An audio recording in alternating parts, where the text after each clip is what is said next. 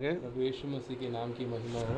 இந்த நேரத்திலும் சில வசனங்களை குறித்து தியானிக்கலாம் என்று ஆசைப்படுகிறேன். इस समय में मैं प्रभु के वचन आपके साथ बटोरने वाला हूँ। என்னாகமத்தின் புத்தகம் 21வது அதிகாரம் 8வது வசனத்தை வாசிக்கும்போது गिनतियों के पुस्तक 20वां अध्याय 8வது வசனம் 8वां वचन पर कहता है, அப்போது கர்த்தர் மோசேயை நோக்கி, तब यहोवा ने मूसा को देख के, நீ ஒரு கொள்ளிவாய் சர்ப்பத்தின் உருவத்தை செய்து तू एक सर्प का रूप को बनाकर அது ஒரு கம்பின் மேல் தூக்கி வை, उसे एक लोहे के ऊपर रख, கடிக்கப்பட்டவன் எவனோ அதை நோக்கி பார்த்தவன் பிழைப்பான்.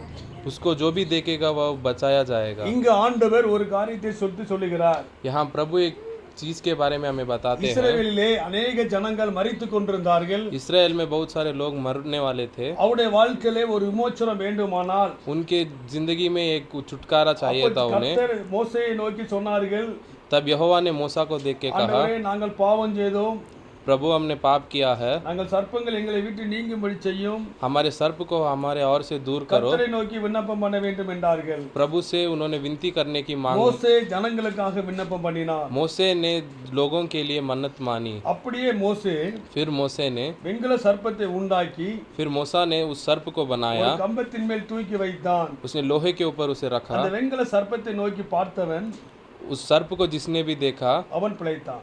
वो बच गया। இந்த எனக்கு அருமையானவர்களே, मेरे प्रिय लोगों, நம்முடைய வாழ்க்கையிலே காணப்படுகிற சாபம் हमारी जिंदगी में जो भी शाप दिखता எப்படி है மாறுகிறது ये कैसे बदलता है, என்பதை குறித்து நாம் தியானிக்க போகிறோம். इसके बारे में आज हम लोग ध्यान करने சாபம் वाले ஒன்று हैं। இருக்கிறதா?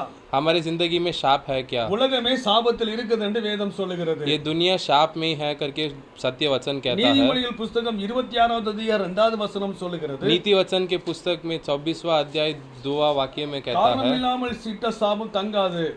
जो शाप व्यर्थ होता है वो कभी भी हमारे ऊपर नहीं रुके। சாபம் தங்கும்னு அர்த்தம். तो जो शाप व्यर्थ के साथ होता है वो तो रुकेगा ही। அடைக்கலான் குருவி அலைந்தது போலவும் जैसे पक्षी घूमती है தலைவலான் குருவி பறந்தது போலவும் वही पक्षी, காரணம் இல்லாமல் இட்ட சாபம் தங்காது. वैसे ही जो शाप व्यर्थ में होता है वो नहीं அப்போ காரணமா रुकता है। இட்ட சாபம் தங்கும். तो जो शाप व्यर्थ बिना व्यर्थ से हमारे ऊपर आता है वो तो உங்களுக்கு சொல்ல रुकेगा। புரியுதா? அப்போ காரணமா இட்ட சாபம் जो கட்டாயம் புரியும், கட்டாயம் வரும். तो जो शाप हम, அப்போ இந்த சாபத்திலிருந்து எப்படி பிழைப்பது? तो इस शाप से हम कैसे बच सकते हैं? இதிலே நான் ஒரு வசனத்தை குறித்து உங்களுக்கு அதிகமாய் நான் சொல்ல விரும்புகிறேன். इसमें मैं एक वचन आपको दोहराना ஆண்டவர் चाहता हूँ। வெண்கலத்து சர்ப்பத்தை பார்த்து செய்ய சொன்னார். प्रभु ने मूसा को सर्प को बनाने के लिए कहा। இது காரணம் என்ன? इसका कारण क्या है? வெண்கல சர்ப்பம் என்பது என்ன? इस सांप का अर्थ क्या है? வெண்கலத்துக்கு சரியான அர்த்தம் என்ன? लोहे का सही वाला अर्थ क्या है? அது நியாயம் தீர்க்கப்பட்டாச்சு. எல்லாரும் சொல்லுவோம், எப்படி ஆச்சு? நியாயம் தீர்க்கப்பட்டாச்சு. அப்போ வந்து ஜட்ஜ்மெண்ட் ஆயிட்டு. उसका न्याय हो गया है। அப்போ ஜட்ஜ்மெண்ட் ஆயிட்டுனா जब उसका न्याय हो गया है அவங்களுக்கு விடுதலை.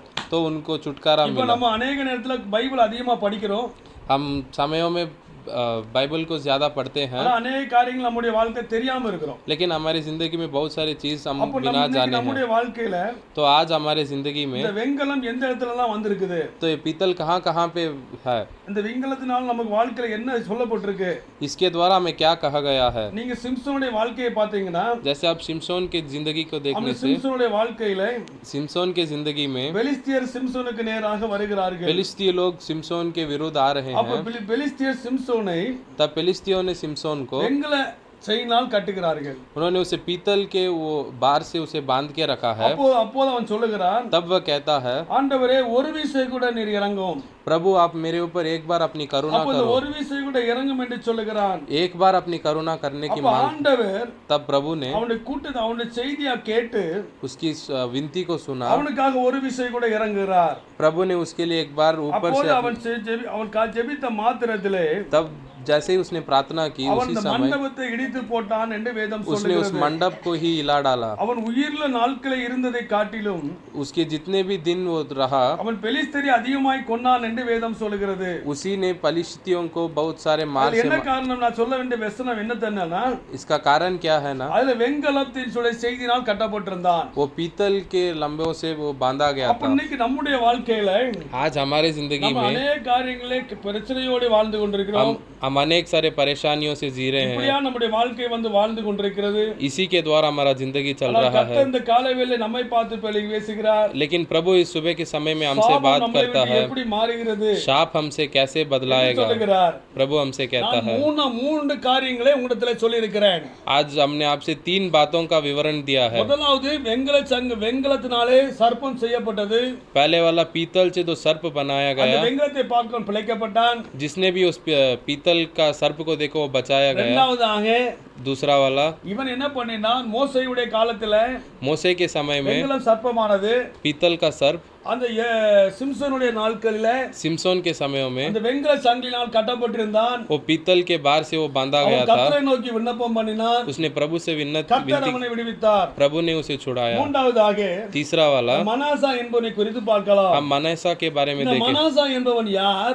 मनेसा कौन है? அவன் எசேக்கியா ராஜாவுடைய பையனாய் இருக்கிறார். वो एजेकिया राजा का पुत्र रहता है। வேதத்திலே சொல்லப்பட்ட ராஜாக்களிலே सत्य वचन में कहा गए राजाओं में இந்த से எசேக்கியா ராஜா குறித்து அதிகமாய் கர்த்தர் பேசியிருக்கிறார். प्रभु ने एजेकिया राजा के बारे में बहुत सारे என்ன बातें बोली காரணம் है। என்றால், इसका कारण क्या है? அவன் ஜெபித்த மாத்திரத்திலே उसकी प्रार्थना करते ही ஆண்டவர் அற்புதங்களை செய்கிறார். प्रभु ने अद्भुत कामों ஒரு किया है। சூரியனை ரிவர்ஸ்ல வர வைக்கிறார்.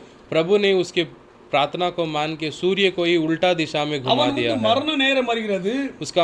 उसके मरने का समय आ रहा தேவனை है। நோக்கி ஜெபிக்கிறான். वो प्रभु से विनती कर रहा है। கர்த்தாவே என்னை நினைத்தருளும் என்று சொல்லுகிறான். उसने प्रभु से बोला कि प्रभु मुझे ध्यान அப்போது करो। ஆண்டவர் 15 வருஷம் உனக்கு எக்ஸ்ட்ரா தருவேன் என்று சொல்லுகிறார். तो प्रभु ने उसे 15 वर्ष का आयु और बढ़ा कर दिया। அப்போது அவன் சொல்லுகிறான், तब वह कहता है, ஆண்டவரே प्रभु 15 வருஷம் எனக்கு எக்ஸ்ட்ரா கொடுத்தானால் आपने मुझे 15 वर्ष और ज्यादा दिया, எனக்கு என்ன அடையாளம்? मुझे इसका क्या आधार है? சூரிய பகை முன்னிட்டு போவதா பின்னிட்டு போவதா என்று கேட்கிறான். उसने प्रभु से माना कि सूर्य को सामने नहीं तो पीछे का मुझे छुटकारा दो करके। அவன் சூரிய பகை பின்னிட்டு போகும்படியாக ஜெபிக்கிறான். उसने सूर्य को पीछे की ओर जाने के वो அதே प्रार्थना போல करता है। சூரியன் சாயங்காலம் 4 மணில இருந்து காலைல 10 மணி ஆயிட்டு. तो वैसे ही जैसे उसने प्रार्थना की, सुबह के शाम के 4 से सुबह का 10 हो गया बजे। முதல்ல பாருங்க, இவ்வளவு பெரிய ஆச்சரியமான தேவன், तो इतने आश्चर्य कर्म वाला அவனுக்கு प्रभु, மகனாய் பிறந்தவன் இந்த மனாசா. तो उसका जो पुत्र था वो ये இந்த मनासा மனாசா என்ன है। செய்கிறான்? इस मनासा ने क्या किया? வான தேவதைகளை கும்பிடுகிறான். इसने आकाश के देवताओं को इसने पूजा किया। அவன் தீ மிதிக்கிறான். उसने अग्नि को स्तंभा है। பிலிஸ்தீனியர்களை அனுசரிக்கிறான். वो ब्लैक मैजिक को मानता है। वो குறி சொல்லுகிறான்.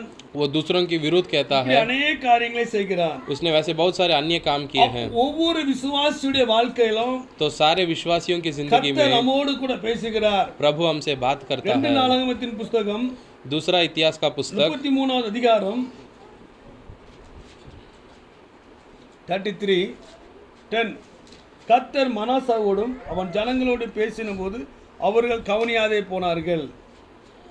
और यहोवा ने मनाशे और उसके प्रजा से बात की, परंतु उन्होंने कुछ ध्यान नहीं दिया। அப்ப இவங்களுடைய வாழ்க்கையில என்ன பாருங்க, तो इसकी जिंदगी में क्या அப்ப देखने से ஆண்டவர் அவனை பார்த்து சொல்றாரு, प्रभु ने उसको देखकर कहा, அவன் கவனிக்க மாட்டேங்கான். उसने उस प्रभु की बात को ध्यान नहीं 11வது दिया। வசனம் சொல்லுது, 11वां वचन कहता ஆகையால் है, கர்த்தர் तब यहोवा ने उन पर அசீரிய ராஜாவின் சேனாதிபதிகளை अशूर के सेनापतियों से அவர்களுக்கு வரப்பண்ணினார். चढ़ाई कराई அவர்கள் மனாசாவை और ये मनेशा को முட்செடிகளை பிடித்து नकले डालकर 2 வெண்கல சங்கிலியால் और पीतल के बेड़ियों அவனை பாபிலோனுக்கு கொண்டு போனார்கள். जकड़कर उसे बाबेल அவன் ले அப்படி गए। இப்ப நெருக்கப்படுகிற वो ऐसे दुर्घटना में फंसा है। தேவனாய் கர்த்தரை நோக்கி ஜெபித்தான். उसने प्रभु अपने यीशु से उसने विनती அவன் की। தேவனுக்கு முன்னாடி தன்னை தாழ்த்தினான். उसने प्रभु के सम्मुख अपने को झुकाया। தேவன் அவனை திரும்ப ராஜ்யத்தை கொடுத்தார். प्रभु ने फिर उसको अपना राज्य दे दिया। அப்போ हालेलुया। வெண்கலத்தை குறித்து நாம் 4 இடத்திலே तो பார்த்திருக்கிறோம். पीतल के बारे में हमने 4 जगहों में அந்த देखा है। வெண்கலம் சாபத்துக்கு அடையாளமாய் காணப்படுகிறது. तो वो पीतल शाप के जो आधार बनता है। இன்னைக்கு இயேசு கிறிஸ்து நமக்காக சாபமானார். आज भी प्रभु यीशु हमारे शापित हुआ। வேதம் சொல்லுகிறது, सत्य वचन कहता है, மரத்திலே தூக்கப்பட்ட எவனும் சபிக்கப்பட்டவன். जो भी सूली पर चढ़ाया गया है என்று वो शापित எழுதியிருக்கிறபடி है। वैसे लिखा गया है, நியாயப்பிரமாணத்தின்படி न्यायादेश के अनुसार எல்லாம் சாபத்தினால் உண்டாகும். सब कुछ शाप के द्वारा ही प्राप्त होता है। நியாயப்பிரமாணத்தினாலே सब न्याय स्थापित के जैसे சாபம் வந்து மாறும் என்று வேதம் சொல்லுகிறது. शाप हमसे बदलता है। கலாத்தியரின் புத்தகம் गलातियों की पुस्तक 3வது அதிகாரம் 3रा अध्याय 14வது வசனம் சொல்லுகிறது. 14वां वचन कहता है, 13வது வசனம் வாசிக்கிறேன். மரத்தில் தூக்கப்பட்ட எவனும் சபிக்கப்பட்டவன் என்று எழுதியிருக்கிறபடி மரத்தில் தூக்கப்பட்ட எவனும் சபிக்கப்பட்டவன் நிலையில் जो भी सूली पर चढ़ाया गया है वह शापित है। கிறிஸ்து நமக்காக சாபமாகி प्रभु ने हमारे लिए शापित होकर நியாயப்பிரமாணத்தின் சாபத்தை நம்மளை நீங்களாக்கி மீட்டார். उसने न्याय शास्त्र को हमारे लिए मिटा दिया। ஆபிரகாமுக்கு உண்டான ஆசீர்வாதம் अब्राहम का आशीर्वाद கிறிஸ்து இயேசுவினாலே प्रभु यीशु मसीह के द्वारा மறுபடி आने के प्राप्त होने ஆவியை குறித்து சொல்லப்பட்ட வாக்குத்தத்தத்தை उसके लिए जो लिखा गया व्यवस्था நாம் விசுவாசத்தினாலே பெரும்படி இப்படி ஆயிற்று. हमें विश्वास के द्वारा प्राप्त होने के लिए हुआ। இன்னைக்கு நம்முடைய வாழ்க்கையில आज हमारे जिंदगी அந்த में இயேசு கிறிஸ்துடைய விசுவாசமான வார்த்தையை उस प्रभु यीशु मसीह का वचन நம்ம வாழ்க்கையில உண்மையாய் விசுவாசிக்கும் போது हमारे जीवन में हम जब सच्चे நம்முடைய मन से வாழ்க்கையில विश्वास விடுதலை करते हैं உண்டாகுது. हमारे जिंदगी में அப்ப இந்த छुटकारा होता ஆண்டவர் है। வெண்கல சாபமானார் என்பதுக்கு என்ன அடையாளம்? प्रभु ने पीतल के बारों को उसने हमारे लिए, ஆண்டவர் சிலுவையில ரத்தம் சிந்தினார். प्रभु ने सूली पर हमारे लिए அந்த लहू चढ़ाया। ரத்தத்தினாலே उस लहू के द्वारा நம்முடைய வாழ்க்கையிலே हमारे जिंदगी में ஆண்டவர் நியாயப்பிரமாணத்தின் சாபத்திற்கு प्रभु ने हमारे न्याय शास्त्रों के நம்மை शापों को நீங்களாக்கி மீட்டுகிறார். हमको प्रभु ने बचाया है। ஆபிரகாமுக்கு உண்டான ஆசீர்வாதம் अब्राहम का आशीर्वाद கிறிஸ்து இயேசுவினாலே प्रभु यीशु मसीह के நம்முடைய द्वारा வாழ்க்கையில வருகிறது. हमारे जिंदगी में प्राप्त हालेलुया. होता है। அப்ப हालेलुया। சாபம் 4 விதமான காரியங்களிலே பழைய ஏற்பாட்டிலே நாம் பார்த்தோம். तो शाप 4 रीतियों में हमने पुरानी पुस्तक में இந்த देखा है। 4 இடத்துல வெண்கலம் என்று குறிப்பிட்டிருக்கிறது. इस चारों जगहों में पीतल का नाम उपयोग किया गया है। எலியாவுடைய நாட்களிலே एलिया के समय में வானம் வெண்கலம் போல காணப்பட்டது. आकाश पीतल के समान दिखाया இந்த गया। 4 இடத்துல வெண்கலம் எதை சொல்லுகிறது? तो इस चारों जगहों में पीतल किसका आधार அது है? நியாய தீர்ப்பை குறிக்கிறது. वो न्याय का ஒரு आधार நியாய है। தீர்ப்பு வரும்போது कोई जब न्याय आता அங்க है கிருபை வருகிறது. वहाँ प्रभु का நம்ம कृपा ஆண்டவரை आता है। நோக்கி பார்க்கும்போது जब हम प्रभु को देखते हैं, எந்த பிரச்சனையானாலும் जो भी समस्या हो, எந்த போராட்டமானாலும் जो भी कठिनाइयां हो, ஆண்டவர் प्रभु அந்த போராட்டத்தை उस क्रिया को ஆண்டவர் மாற்றுவதற்கு வல்லவராக இருக்கிறார். प्रभु हमसे वो उसे बदल सकता है। இந்த காலவேளையில इस सुबह के समय நம்முடைய में பொருளாதாரத்தில் நாம் நெருக்கப்படலாம், हमारे व्यापार में हम लोग धन के द्वारा हम நம்முடைய लोग வியாதியினால் கஷ்டப்படலாம், हमारे जो सुख है उसके द्वारा हम लोग, நம்முடைய வாழ்க்கையில் நிம்மதி இல்லாமல் இருக்கலாம். हमारी जिंदगी में असुख रह सकता நாம் है। இயேசுவை நோக்கி பார்க்க வேண்டும். लेकिन जब हम प्रभु को देखते அந்த हैं, இயேசுவை நோக்கி பார்க்கும்போது जब हम प्रभु को देखते हैं, நம்முடைய வாழ்க்கையில் ஆசீர்வாதம் வருகிறது. हमारे जिंदगी में आशीष आती இன்னைக்கு है। நிறைய தேவ பிள்ளைகள் சொல்லுகிறார்கள், आज बहुत से प्रभु के दासों எங்களுடைய कहते வாழ்க்கையில हैं, हमारे जीवन में அநேக நேரங்களிலே अनेक समय में, எங்களுடைய வாழ்க்கையில हमारे जिंदगी में, ஆசீர்வாதம் இல்லை, हमारे जिंदगी में நாங்க ரொம்ப आशीर्वाद नहीं है। கஷ்டப்படுகிறோம், हम बहुत कष्ट में நிறைய हैं, பிரச்சனையா இருக்குது, हमें बहुत कठिनाइयां எங்களுடைய हैं, வாழ்க்கையில போராட்டமா இருக்குது, हमारी जिंदगी में बहुत कठिनाइयां என்ன आ रही செய்வது है, हम क्या करें என்று சொல்லுகிறார்கள். ऐसे पूछते हैं। ஆனால் இயேசு கிறிஸ்துவை लेकिन प्रभु यीशु मसीह को உண்மையாய் விசுவாசித்து जो सच्चा मन से विश्वास करता है, நம்முடைய வாழ்க்கையில நாம் ஜெபிக்கும் போது हमारे जिंदगी में जब हम प्रार्थना करते हैं, ஆண்டவர் நமக்கு அற்புதங்களை செய்கிறார். प्रभु हमको अद्भुत काम करता 2 है। கொரிந்தியர் 5:17 இப்படி சொல்லுகிறது. दूसरा कोरिन्थियर 2:5 ऐसा कहता है, இப்படி இருக்க ஒருவன் கிறிஸ்துவுக்குள் இருந்தால் புது சிருஷ்டியா இருக்கிறான், பழையவன் என்ன ஒளிந்தன. और यदि किसी ने उदास किया हो ना मुझे नहीं वरन कि उसके साथ बहुत बड़ाई खड़ाई ना करूं। அப்ப இன்னைக்கு நம்முடைய வாழ்க்கையில आज हमारे நம்ம जिंदगी में கிறிஸ்துவுக்குள்ள இருக்கிறோமா? हम प्रभु के अंदर है क्या? பழையதா ஒளிந்து போனதா? हमारे अंदर वाले जो पुराने நிறைய बुराई थी, ரட்சிக்கப்பட்டேன்னு சொல்லுவாங்க, बहुत सारे लोग कहते हैं कि मैं ஆனா तो, பழைய காரியங்களை விட மாட்டாங்க. लेकिन बहुत सारे पुराने कामों को அவ छोड़ते பழைய नहीं, காரியங்களை குறித்து பேசிட்டு இருப்பாங்க. वो पुराने चीजों के बारे में ஆனா बात ஆண்டவர் करते சொல்றாரு, हैं। लेकिन प्रभु कहता है எல்லா பழையவன ஒளிந்து போயின, सारे पुराने बुरे दुष्ट काम கிறிஸ்துவுக்கு मिट எல்லாம் गए, புதிதாயின. प्रभु के अंदर सब नया हो இன்னைக்கு गया। நம்முடைய வாழ்க்கையில लेकिन आज हमारी जिंदगी பழசு में நம்மளை விட்டு போகவே இல்லை. पुरानी चीजें हमसे नहीं எப்படி निकला। கவலைப்படுறான்? हम लोग व्यर्थ எனக்கு வாழ்க்கையில ஒண்ணும் இல்ல, हमारी जिंदगी में நான் कुछ அங்க नहीं है, இருக்கும்போது நல்லா இருந்தேன், मैं उधर जब था मैं நான் ठीक அப்படியா था, காணப்பட்டேன், मैं वैसा था, என் குடும்பம் என்னன்னு தெரியுமா, मेरे परिवार ऐसा என்னுடைய था, வாழ்க்கை எவ்வளவு தெரியுமா, मेरी जिंदगी में ऐसे என் था, பரம்பரை என்னன்னு தெரியுமா, मेरे परंपरा ऐसा था, எல்லா காரியங்களும் உங்களுக்கு தெரியுமா, मेरी जिंदगी साहब। இப்படியாய் சொல்லிக் கொண்டிருக்கிறது. हम लोग ऐसे कहते रहते हैं, வேதம் சொல்லுகிறது, लेकिन वचन कहता है பழையவன எல்லாம் ஒளிந்தன. पुराने सारे कामों मिट அப்ப गए। இயேசு கிறிஸ்துவிடத்துல வரும்போது, तो जब प्रभु यीशु मसीह के पास हम लोग நம்ம आते அவரையே हैं, நோக்கி பார்க்கும்போது, जब हम उसकी और दृष्टि करते हैं, அவர் நம்முடைய வாழ்க்கையிலே, वह हमारे जिंदगी में, அவர் நம்முடைய வாழ்க்கையில் அற்புதங்களை செய்வதற்கு வல்லவராய் वह இருக்கிறார். हमारी जिंदगी में अद्भुत काम करने के लिए அப்ப शक्ति वाला நம்முடைய है। வாழ்க்கையில वह हमारी जिंदगी में பழைய காரியங்கள் எதுவா இருந்தாலும் पुराने काम में जो भी हो, அது எல்லாத்தையும் ஆண்டவர் சமூகத்துல, उस सब को प्रभु के सम्मुख में, ஆண்டவரே प्रभु என் வாழ்க்கையில நீங்க மாத்தி போடுங்க मेरी जिंदगी को आप बदल कर डालो। அப்படின்னு சொல்லி ஆண்டவர் நோக்கி பார்க்கும்போது जब हम प्रभु को देखते हैं, ஆண்டவர் அற்புதங்களை செய்கிறார். प्रभु हमका अद्भुत 2 करता है। கொரிந்தியர் புத்தகம் 4:16 சொல்லுகிறது, दूसरा कोरिन्थियन 4:16 वचन कहता है, ஆனபடியினா इसके लिए நாங்கள் சோர்ந்து போகிறதில்லை, हम हिव्य नहीं छोड़ते। எங்கள் புறம்பான மனுஷன் அழிந்து यदि हमारा बाहरी मनुष्यत्व உள்ளான मनुஷன் नाश भी होता जाता நாளுக்கு நாள் புதிதாக்கப்படுகிறார். तो भी हमारे அப்ப भीतर நம்முடைய வாழ்க்கையிலே तो हमारे जीवन में கிறிஸ்துவுக்குள் வந்து இத்தனை வருஷம் ஆயிருக்கு. हम मसीह में आके इतने साल हो गए எந்த हैं, வாழ்க்கையில ஆசீர்வாதம் பெற்றிருக்கோம், हम किस रीति में हम लोग आशीर्वाद पाए, என்னெல்லாம் பெற்றிருக்கோம், हमने क्या क्या प्रभु से நம்முடைய पाया வாழ்க்கை है, எதெல்லாம் மாத்தி இருக்குது. हमारी जिंदगी में क्या क्या बदला। கிறிஸ்துவை நோக்கி பார்க்கும்போது, तो जब हम प्रभु को देखते हैं, அவரையே நோக்கி பார்க்கும்போது जब हम उसी को देखते हैं, நம்ம பழைய காரியத்தை எல்லாவற்றையும் விட்டுவிட வேண்டும். हमारे सारे पुराने बुरे कामों को பழைய छोड़ना காரியத்தை है। வைத்து விட்டு हम पुराने कामों को छोड़ के அப்ப இயேசுவை நோக்கி பார்க்கும்போது जब हम प्रभु को देखते हैं, நிறைய வாழ்க்கை அற்புதம் இல்லை. हमारे जिंदगी அப்ப में நியாயப்பிரமாணத்துக்கு சாபலாக்கி மீட்க கர்த்தர் जैसे प्रभु ने न्याय व्यवस्था को हमारे लिए बदलाया, நம்முடைய வாழ்க்கையிலே वह हमारे जिंदगी में பழையன எல்லாம் ஒளிந்தன, सारे बुरे कामों को எல்லாம் मिटाता புதிதாயின. है, सब नया बनाता புதிதான है। இதயத்தோடு इस नए दिल को, அந்த சிலுவை நோக்கி பார்க்கும்போது, उस सूली को देख के, ஆண்டவர் சமூகத்தில் வார்த்தையின்படி வாழும்போது प्रभु के सम्मुख में उसके वचन के ஆண்டவர் अनुसार நம்மை जीने से விடுதலை கொடுக்கிறார். प्रभु हमको विश्वास देता है। வேதம் சொல்லுகிறது, वचन कहता है, 1 யோவான் 1 யோहान 2:5 சொல்லுகிறது, 2:5 कहता है, என் வசனத்தை கைக்கொண்டதிலே जो मेरे वचन को मानता है மெய்யான அன்பு பரிபூர்ணப்பட்டிருக்கும். उसके पास मेरा प्यार रहता है। இன்னைக்கு நம்முடைய வாழ்க்கையிலே आज हमारी जिंदगी में இயேசு கிறிஸ்துவுடைய அன்புல, प्रभु यीशु मसीह के प्यार में, அப்ப நம்முடைய வாழ்க்கையில அன்புல பரிபூர்ணப்பட வேண்டும். तो हमारे जीवन में प्रभु के साथ அவருடைய हमारा வசனத்தை प्रेम बना रहना। கைக்கொண்டதிலே उसका वचन जो मानता है, தேவ அன்பு प्रभु का प्रेम மெய்யாவே பரிபூர்ணப்பட்டிருக்கும். उसके पास सदा और स्थिर रहता है। நாம் அவருக்குள் இருக்கிறோம் என்பதை हम उसमें हैं करके அதனாலே அறிந்திருக்கிறோம். इसके द्वारा हम அப்ப जानते நீ हैं। கிறிஸ்துவுக்குள்ள இருக்கும்போது तो आज जब हम प्रभु में रहते கிறிஸ்துவுடைய வசனத்தை கைப்பற்றணும். हैं, आपको प्रभु का वचन मानना पड़ता है। உன் தாத்தா பாட்டி சொன்ன கதையை பார்க்க கூடாது, आपके परंपरा ने जो बोला उसे नहीं உங்க देखना ஊர் है, கதையை கேட்க கூடாது, अपने गांव की समस्याओं को नहीं, ஞானிகளுடைய பேச்சை கேட்க கூடாது, ज्ञानियों के बातों से नहीं, அறிவாளியுடைய பேச்சுகளை கேட்க கூடாது. ज्योतिषियों के बातों से இந்த नहीं। சத்திய வசனம் எது சொல்லுதோ जो ये सत्य वचन कहता है, அந்த வசனத்துக்கு நீங்க கீழ்ப்படியணும். उसी वचन को मानना है, அந்த वचனத்துக்கு உங்க வாழ்க்கையை ஒப்பு கொடுக்கணும். उसी वचन को तुम्हारे அப்ப जीवन में समर्पण வசனத்தினால करना உங்க है, வாழ்க்கையை வாழணும். उसी वचन के द्वारा अपने जीवन அப்போ गुजारना போது है।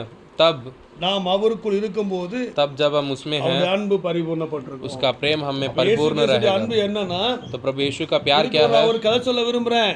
इसके लिए मैं आपको कुछ बताना ஒரு चाहता हूँ। 3 பேர் ட்ரெயின் ஏற போனா, 3 लोग ट्रेन चढ़ने के लिए जाते हैं। அந்த வண்டி கிளம்பி விட்டது. ट्रेन निकल गया है, காலையில ஒரு ட்ரெயின், सुबह एक गाड़ी, சாயங்காலம் ஒரு ட்ரெயின். शाम में एक गाड़ी। ஒரு குண்டா உள்ளவன் ட்ரெயின்ல இருந்தான். जो एक मोटा था वो उस ट्रेन पे बैठा था। இவங்க 3 பேரும் ஓடி வராங்க. ये 3 लोग भाग के आते இந்த हैं। குண்டா உள்ளவன் இறங்குனா, वो जो मोटा था वो ट्रेन से उतरा, அந்த ஒல்லியா இருந்தவன் தூக்கி ட்ரெயின்ல விட்டுட்டான். जो पतला था उसे उसने लेके अंदर வண்டி डाल दिया। கிளம்பிட்டு ट्रेन गाड़ी निकल மூச்சை गया। முட்டுறான்.